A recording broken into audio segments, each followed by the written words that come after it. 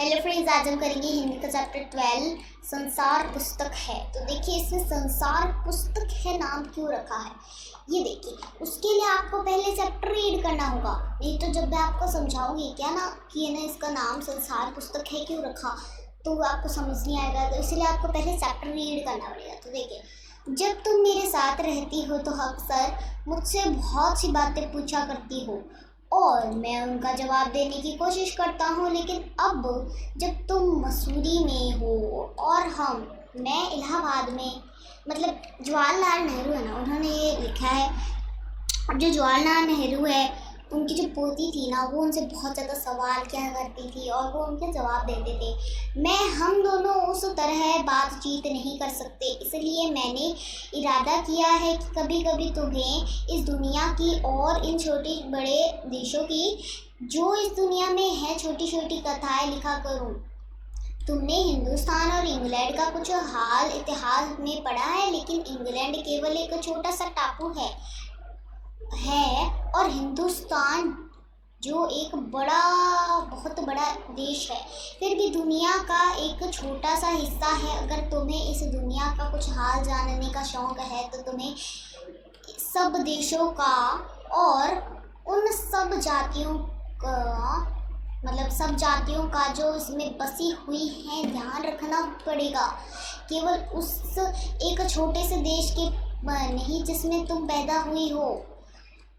मतलब उन्होंने कहा है कि तुम्हें, मतलब है ना, अगर तुम्हें इन सब चीज़ों के बारे में जानकारी लेनी है तो तुम्हें क्या करना होगा, इन सब चीज़ों की जानकारी लेनी है ना, तो तुम्हें सारे देशों के बारे में पढ़ना होगा कि ये देश में क्या होता है, या इस देश में क्या हुआ था, या इस तरीके से तुम्हें सारी चीज़ों के बारे में पढ़ना होगा। ये नहीं कि तुम जहाँ पैदा हुई हो ना उसी जगह के बारे में तुम पढ़ो, ऐसा नहीं होगा। मुझे मालूम है कि इन छोटे छोटे खेतों के में बहुत थोड़ी सी बातें ही बतला सकता हूँ। मतलब एक तरीके से जैसे यहाँ पे बताया ना हिंदुस्तान वाला, मतलब जो इंग्लैंड है ना, वो सिर्फ एक छोटा सा टापू है, और जो हिंदुस्तान है ना बहुत बड़ा देश है, फिर भी दुनिया में ये बहुत छोटा सा हिस्सा है। मतलब हिंदुस्तान, इंग्लैंड क्या है, एक छोटा सा टापू है, और हिंदुस्तान क्या एक बहुत बड़ा देश है, फिर भी वो दुनिया का छोटा सा हिस्सा है। तो देखिए आगे देखिए, लेकिन मुझे आशा है कि इन थोड़ी सी बातों को भी तुम शौक से पढ़ोगी और समझोगी कि दुनिया एक है और दूसरे लोग जो जिसमें आबाद है हमारे भाई बहन। जब तुम बड़ी हो जाओगी तो तुम दुनिया और उसके आदमियों का हाल मोटी मोटी किताबों में पढ़ोगी। उसमें तुम्हें जितना आनंद मिलेगा उतना किसी कहानी या उपन्यास, मतलब इसका मतलब है कि तुम्हें ना जब आदमियों के कि आदमी कैसे पैदा हुए, दुनिया में कैसे आए, या आदमियों के बारे में हाल जानना होगा ना, तो तुम एक मोटी मोटी किताबों में पढ़ोगी कि क्या होता है, और तुम्हें उनमें इतना आनंद मिलेगा जितना तुम्हें कहानी या उपन्यास में भी नहीं मिलता है। यह तो तुम जानती ही हो कि यह धरती लाखों करोड़ों वर्ष पुरानी है और बहुत दिनों तक इसमें कोई आदमी नहीं था। आदमियों से पहले सिर्फ जानवर थे, और जानवर से पहले एक ऐसा समय था जब इस धरती पर कोई जानदार चीज़ न थी। आज जब यह दुनिया हर तरह के जानवरों और आदमियों से भरी हुई है, उस ज़माने के ख्याल करना भी मुश्किल है जब यहाँ कुछ न था, लेकिन विज्ञान जानने वाले और विज्ञाना ने जिन्होंने इस विषय का खूब सोचा और पढ़ा है, लिखा है कि एक समय ऐसा था जब यह धरती बेहद गर्म थी और इस पर कोई जानदार चीज़ नहीं रह सकती थी। और अगर हम उनकी किताबों के पढ़े और पहाड़ों और जानवरों की पुरानी हड्डियाँ और गौर से देखें तो हमें खुद मालूम होगा कि ऐसा समय ज़रूर रहा होगा। इसका मतलब है कि पहले यहाँ पे तुम ये तो जानती होगी कि लाखों करोड़ों धरती जो थी वो लाखों करोड़ों साल पुरानी है, और बहुत दिनों पहले यहाँ आदमी नहीं थे। आदमी से पहले यहाँ पे क्या था, आदमी से पहले मतलब वो बता रहे हैं कि मतलब पहले इस धरती पे आदमी से पहले क्या थे, सिर्फ जानवर थे, और जानवरों से पहले यहाँ पे कुछ नहीं था। धरती पे कोई भी जानदार चीज़, मतलब कोई जो मतलब जिंदा चीज़ कोई नहीं थी। यहाँ पे इंसेक्ट भी नहीं थे, ना कुछ और था, कुछ भी नहीं था। यहाँ पे कोई जानवर आदमियों से भरी हुई है। अब तो यहाँ पे जानवर आदमी ही आदमी हैं, जानवर ही जानवर है। उस ज़माने का ख्याल करना तो बहुत ही मुश्किल है, क्योंकि वहाँ पे इतनी गर्म थी वो धरती जो थी ना, वो बहुत उस समय बहुत ज़्यादा गर्म थी। ये विज्ञानों ने खोज की है कि ये ना बहुत ज़्यादा गर्म थी। तुम इतिहास की किताबों में ही पढ़ सकती हो कि लेकिन पुराने ज़माने में तो आदमी पैदा ही नहीं हुए थे, किताबें कौन लिखता। तब हमें इस ज़माने के बात कैसे मालूम हो। यह तो नहीं हो सकता कि हम बैठे बैठे एक बात सोच निकाले, यह बड़े मज़े की बात होती, क्योंकि हम जो चीज़ चाहते सोच लेते और सुंदर परियों की कहानी गढ़ लेते। लेकिन जो कहानी किस बात को देखे बिना गढ़ ली जाए, यह ठीक कैसे हो सकती है। लेकिन खुशी की बात है कि उस पुराने ज़माने की लिखी हुई किताबें न होने पर भी कुछ ऐसी चीज़ें हैं जिनसे हमें उतनी ही बातें मालूम होती है जितनी किसी किताब से होती है। मतलब हमें बताया कि है ना, यहाँ पे वो कहती हैं, जवाहरलाल नेहरू है जो कहते हैं कि है ना, मतलब इस तरीके से थोड़ा ना होता है कि मतलब हम क्या करें, पुराने ज़माने के जो आदमी थे वहाँ पे उस समय ऐसा थोड़ा ना था कि वहाँ पे जो पुराने ज़माने के आदमी थे उन्होंने किताब लिखी, ऐसा नहीं था। पुराने ज़माने के बारे में हमने जाना है। पुराने ज़मानों में हमें कैसे पता चला कि धरती इतनी गर्म थी, इन सारी चीज़ों से, पुरानी हड्डियों से, जानवरों की पुरानी हड्डियों से हमें इनका पता चला। बहुत बारिश हुई तब जाके धरती इतनी ठंडी हुई है, तो धरती बहुत गर्म थी। ये हमें इन आदमियों से थोड़ा ना पता चला कि मतलब है ना, उस समय जो आदमी थे उनसे पता चला होगा, पर उस समय जानवर से पहले कोई जीव जंतु नहीं था। तो हमें कैसे पता चला इन पुरानी हड्डियों या इन सब चीज़ों के बारे में, जो पुरानी चीज़ें थी उन सब चीज़ों के बारे के हमें देखकर पता चला है। ये बड़े मज़े की बात होती है, क्योंकि हम जो चीज़ चाहते सोच लेते और सुंदर परियों की कहानियाँ गढ़ लेते। मतलब है कि मतलब जो सोचते और वो हो जाती चीज़, और सुंदर परियों की कहानियों की तरह जैसे चीज़ें हो जाती हैं वैसी होती तो क्या होता इस तरीके। लेकिन जो कहानियाँ किस बात को देखे बिना ही गढ़ ली जाए, वह ठीक कैसे हो सकती है। तो वो कहते हैं कि मतलब लेकिन जैसे कहानी जो है वो किसी बात को देखे बिना लिखी गई है, गढ़ ली गई है, तो कैसे पॉसिबल है, ठीक नहीं हो सकता ना। लेकिन खुशी की बात है कि उस पुराने ज़माने की लिखी हुई किताबें न होने पर भी कुछ ऐसी चीज़ें हैं जिनमें हमें उतनी ही बातें मालूम होती है जितनी किताब से होती हैं।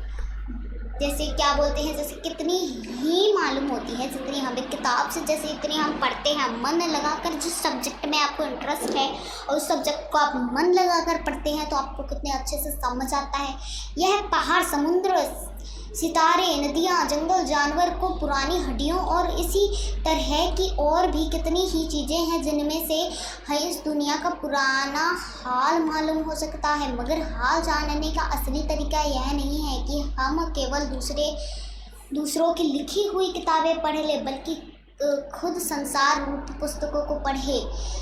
मुझे आशा है कि तुम पत्थरों और पहाड़ों को पढ़कर तुम थोड़े ही दिनों में उनका हाल जानना सीख जाओगी। सोचो कितनी मज़े की बात है, एक छोटा सा रोड़ा जिसे तुम सड़क पर या पहाड़ के नीचे पड़ा हुआ देखती हो, शायद संसार की पुस्तक का छोटा सा पृष्ठ का मतलब पेज, पन्ना, शायद उससे तुम्हें कोई नई बात मालूम हो जाए। शर्त यही है कि तुम्हें उसे पढ़ना आता है, मतलब पढ़ना आना चाहिए ना।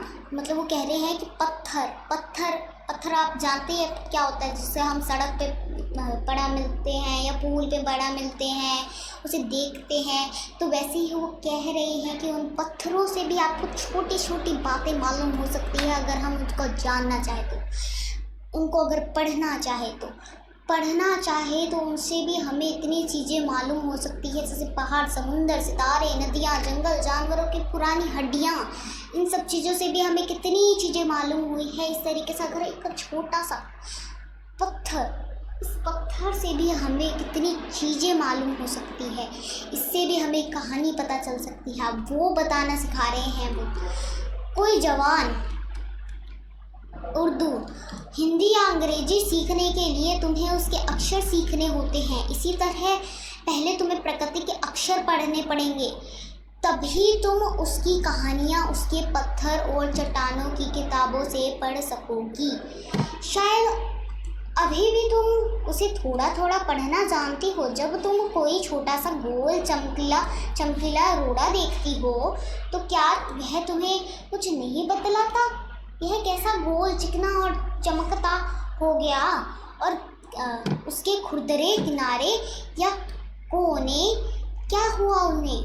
मतलब अगर क्या होता है, जैसे देखिए, अगर तुम किसी बड़ी चट्टान को तोड़कर टुकड़े टुकड़े कर डालो तो हर एक टुकड़े खुरदरा और नोकीला होगा। यह गोल, चिकना, रोड और तरह बिल्कुल होता। फिर यह रोड़ा कैसे इतना चमकीला, चिकना और गोल हो गया? अगर तुम्हारे आँखें देखे और कान सुने तो तुम उसी के मुंह से उसकी कहानी सुन सकती हो। वह तुमसे कहेगा कि एक समय जैसे शायद बहुत दिन गुजरे हो।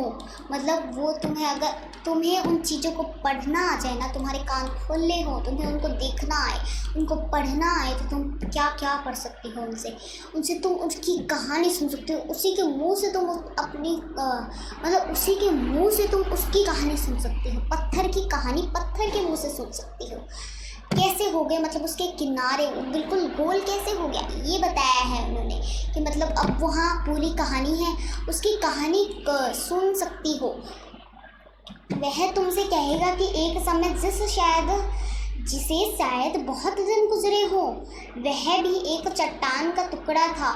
ठीक उसी टुकड़े की तरह उसमें किनारे और कोने थे, जिसे तुमने बड़ी चट्टान से तोड़ती हो। शायद वह किसी पहाड़ के दामन में पड़ा रहा, तब पानी आया और उसे बहाकर छोटी घाटी तक ले गया। वहाँ से एक पहाड़ी नाले ने धकेल कर उसे यह छोटे से दरिया में पहुँचा दिया। उसे छोटे से दरिया से वह बड़े दरिया से पहुंचा दिया। इस तरीके से मतलब है ना, छोटे दरिया से फिर पहले बड़े दरिया में पहुंचा। मतलब जिस चट्टान को आपने तोड़ा था वो पत्थर भी, जिस पत्थर को आप देख रहे हैं वो बिल्कुल गोल है, चिकना है, चमक रहा है, वो कैसे हो रहा है? पहले वो भी बिल्कुल तीखा और उसकी शेप बिगड़ी हुई सी इसी तरीके से था, पर वो ऐसा कैसे हुआ? ये उसकी कहानी है कि मतलब वो पहले बड़े दरिया में गिरा। पहले तो वो कुछ दिनों तक उस पहाड़ के पास बैठा हुआ था, फिर वहाँ बड़े दरिया में गिर गया। बड़े दरिया में फिर छोटे दरिया में पहुँचा, छोटे दरिया से बड़े दरिया में पहुँच गया। पैदा में लुढ़कता रहा। फिर जब बड़े दरिया में पहुंचा, इस तरीके से जैसे ये नहीं होती ये चीज़ें, नदी जो होती है, नदी के पहले आगे आती है तो लुढ़कता रहा और छोटा होता रहा, चमकदार हो गया और गोल हो गया, क्योंकि उसके जो कंकड़ थे ना वो घिसते गए। इसी वजह से वो छोटा होता गया। मतलब वो किस तरीके से वो घिस गया, चमकदार हो गया, क्योंकि वो घिसता गया, जिसकी वजह से वो पूरा गोल हो गया। तुम उसे पा गई। अगर दरिया उसे और आगे ले जाता तो वह छोटे होते होते अंत में बालू का एक जर्रा हो जाता और समुद्र के किनारे अपने भाइयों से जा मिलता, जहाँ एक सुंदर बालू का किनारा बन जाता, जिस पर छोटे छोटे बच्चे खेलते और बालू के किनारे बनाते। अगर एक छोटा सा रोड़ा तुम्हें इतनी बातें बता सकता है तो पहाड़ों और दूसरी चीज़ों से तो जो हमारे जो किताबों से तुम्हें मालूम नहीं होता ना, वो बातें तुम पहाड़ों, नदियों या इन सब चीज़ों से भी पता लगा सकती हो कि पहाड़ों से क्या होता है, या छोटे से पत्थर से तुम्हें इतनी बातें पता चल गई है तो तुम्हें पता नहीं आगे और किन चीज़ों से तुम्हें क्या क्या चीज़ें पता लग सकती है। तो ये किसने लिखी है? जवाहरलाल नेहरू ने। इसे अंग्रेजी में उन्होंने लिखी थी, अंग्रेजी में, पर इन्होंने कन्वर्ट कर दिया। किसने कन्वर्ट किया था हिंदी में? प्रेमचंद जी ने। तो लेखक के बारे में है यहाँ पे कि जो जवाहरलाल नेहरू थे कितने कब पैदा हुए थे उनके बारे में है। उनको बच्चों से बहुत ज़्यादा लगाव था और बच्चों को भी उनसे बहुत ज़्यादा लगाव था। उन्हें चाचा नेहरू के नाम से जानते थे। अब पहले देखिए संसार पुस्तक मतलब देखिए इसका नाम ये संसार पुस्तक है क्यों रखा गया है, क्योंकि आप अगर उसके पास जाओगे, प्रगति के पास जाओगे और उनसे कुछ बातें जानने की कोशिश करोगे तो संसार के बारे में तुम पता लगा पाओगे। संसार पुस्तक है, इसलिए संसार जो है उसे पुस्तक बताया गया है। तो चैप्टर कंप्लीट हो गया है। आज हमने कौन सा चैप्टर पढ़ा? हिंदी का चैप्टर 12 संसार पुस्तक है। अगले वीडियो में हम इसका चैप्टर 13 देख लेंगे। तब तक के लिए बाय एंड थैंक यू।